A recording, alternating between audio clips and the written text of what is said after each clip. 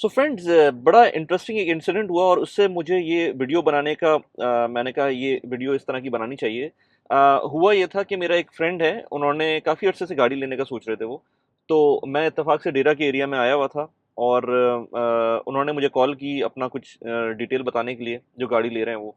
तो मैंने कहा यार आपके पास अच्छी खासी गाड़ी है, तो ज़रूरत क्या है चेंज करने की? तो उन्होंने बोला नहीं यार आपको पता है काफ़ी अरसे से मैं सोच रहा था नई गाड़ी होनी चाहिए और यू नो तो मुझे पता था कि उनको गाड़ी तो लेनी है। तो मुझे वो कहते हैं मुझे कोई आप सस्ती इंश्योरेंस बताएँ। तो मैंने कहा यार एक तो ये कि मेरे पास कोई डेटाबेस नहीं है इंश्योरेंस का कि मैं आपको छूटते ही आप मुझसे पूछेंगे और बता दूँगा। तो मैं भी कुछ इस तरह की कैलकुलेशन करूँगा, लोगों से पूछूँगा या लेट्स से वेबसाइट्स देखूँगा। लेकिन आप बताएँ गाड़ी कौन-सी ले रहे हैं? तो गाड़ी वो ले रहे थे बेसिकली निसान पेट्रोल और निसान पेट्रोल की जो वेरिएंट वो ले रहे थे ऑलमोस्ट 2.5 लाख दिरहम की थी।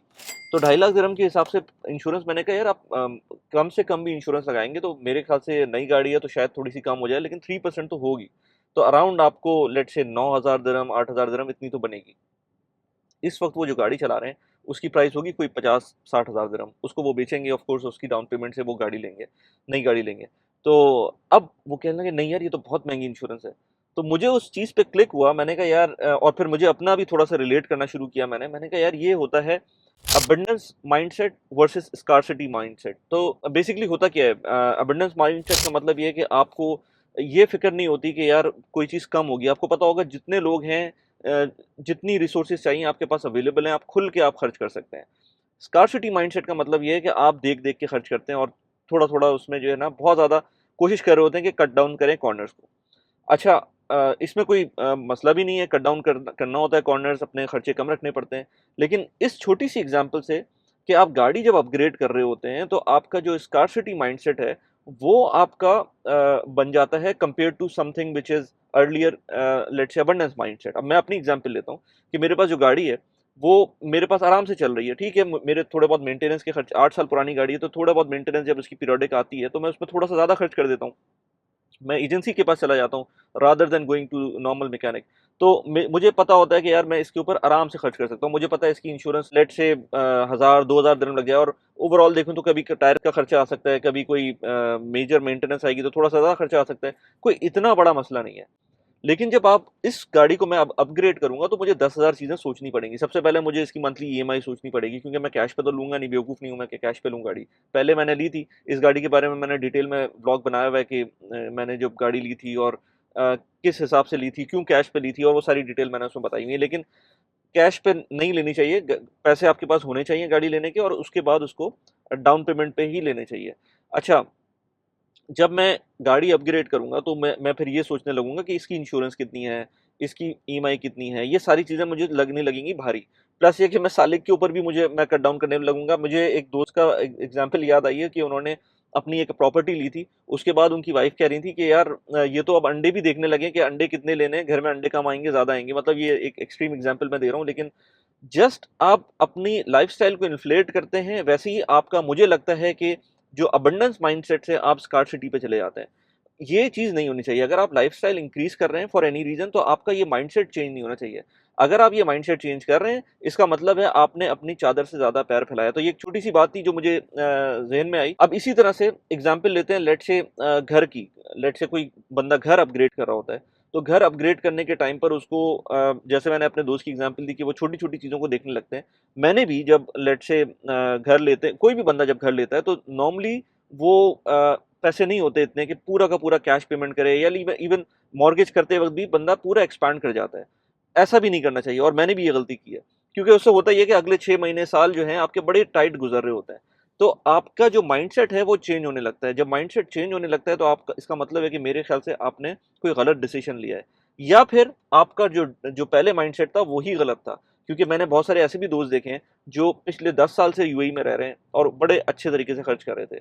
जिस दिन उन्होंने ये सोचा कि अब उनको घर खरीदना है लेट्स से पाकिस्तान के अंदर, तो उनको जो जो उनके खर्चे थे वो कट डाउन ऐसे किए उन्होंने कि वो विज़िबली नज़र आना शुरू हो गया कि हर चीज़ में पैसे कट कट डाउन कर रहे थे।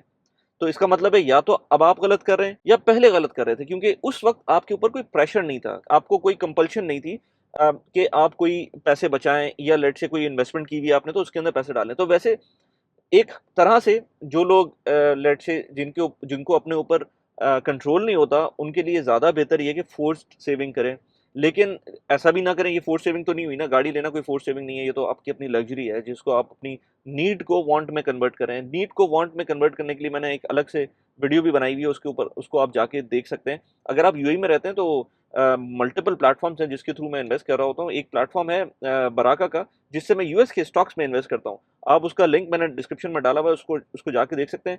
उसमें अगर आप इन्वेस्ट करते हैं $100 की पहली ट्रेड करते हैं तो आपको अप टू $25 का रेफरल बोनस भी मिलेगा, मेरा लिंक अगर आप यूज़ करते हुए उसके अंदर इन्वेस्ट करते हैं।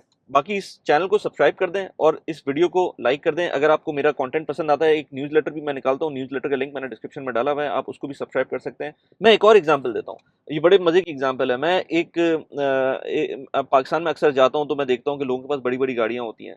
घर भी बड़े होते हैं, लेकिन लेट्स से मैं उन लोगों की बात करता हूँ जिनके घर ज़्यादा बड़े नहीं हैं, लेकिन गाड़ियाँ बहुत बड़ी हैं। अच्छा, गाड़ियाँ तो बड़ी होती हैं, लेकिन वो स्कार्सिटी माइंडसेट में चल रहे होते हैं। अगेन, गाड़ी के ऊपर तो वो खर्चा चलो किसी तरह कर लेंगे, लेकिन घर पे आते हैं तो फौरन एसी बंद करते हैं, या बच्चे एसी में बैठे होते हैं तो वो कहते हैं नहीं एसी बंद करें। एसी बंद करें क्योंकि बिल ज़्यादा आएगा। जहाँ पर मंथली ईएमआई गाड़ी की 2.5-3 लाख रुपए जा रही होती है, वहाँ पर वो कोशिश करते हैं कि आपका जो बिल है इलेक्ट्रिसिटी का, वो लेट्स से 80,000 90,000 से ऊपर ना जाए, या ज़्यादा ना जाए, इससे भी ऊपर अब तो जाने लगा है। मैं तो पुरानी बात कर रहा हूँ थोड़ा-सा। मेरा पॉइंट ये था उन लोगों के साथ कि आप भले गाड़ियों में अपना जो जो खर्चा कर रहे हैं वो कट डाउन कर दें, लेकिन अपनी फैमिली को थोड़ा-सा एक अच्छा एनवायरनमेंट दें, क्योंकि आप जब एक स्कार्सिटी माइंडसेट से निकल के अबंडेंस माइंडसेट में आएँगे इस केस के अंदर, कि आप आराम से जितना एसी चलाना चाहें चला लें। लेट्स से आपने सोलर पैनल लगाना है तो सोलर पैनल लगा लें। लेकिन अगर आप ये माहौल प्रोवाइड नहीं करेंगे अपनी फैमिली को, तो जो थिंकिंग प्रोसेस है, मुझे लगता है कि जो क्रिएटिव प्रोसेस है वो बहुत स्लो डाउन हो जाता है। मैं एटलीस्ट एक अच्छे, अगर मुझे एक अच्छा एनवायरनमेंट नहीं मिलेगा तो मैं एक अच्छा क्रिएटिव नहीं बन सकता। वंस बच्चे जब तक क्रिएटिव एनवायरनमेंट में नहीं रहेंगे, वो अच्छी तरह से परफॉर्म नहीं कर पाएंगे, ना एकेडमिकली, ना एक जनरल अगर एस्पेक्ट देखें। मैं ये नहीं कहता कि आप बहुत बड़ा घर ले लें, मैं ये कहता हूँ अगर आप एक जगह रह रहे हैं तो आप कंफर्टेबल एनवायरनमेंट में आपको रहना चाहिए, रादर देन आप वो पैसे स्पेंड करें फजूल की लग्जरी के अंदर, लाइक लाइक गाड़ी। उसको आप इन्वेस्ट कर सकते हैं अपने फ्यूचर के लिए, या फिर जो एनवायरनमेंट है आपका उसको इम्प्रूव करने के लिए। इस चैनल पे मैं बात करता हूँ पर्सनल फाइनेंस की प्रोडक्टिविटी की। एक वीडियो मैंने बनाई थी ऑलमोस्ट कोई 1 साल हो गया है इसी बात पर, लाइफस्टाइल इन्फ्लेशन पे। ये पुरानी बात है जो मुझे एकदम से याद आई थी। यहाँ पर उस वीडियो का मैंने लिंक लगा दिया है। एक और प्लेटफॉर्म है यहाँ पर यूएई के अंदर, अगर आप इन्वेस्ट करना चाहते हैं फ्रैक्शनल रियल एस्टेट के अंदर, यहाँ पर स्मार्ट क्राउड के नाम से एक प्लेटफॉर्म है, उसका लिंक मैंने लगा दिया। कैसी लगी वीडियो प्लीज मुझे बताइएगा। Thanks for watching the video. Bye bye.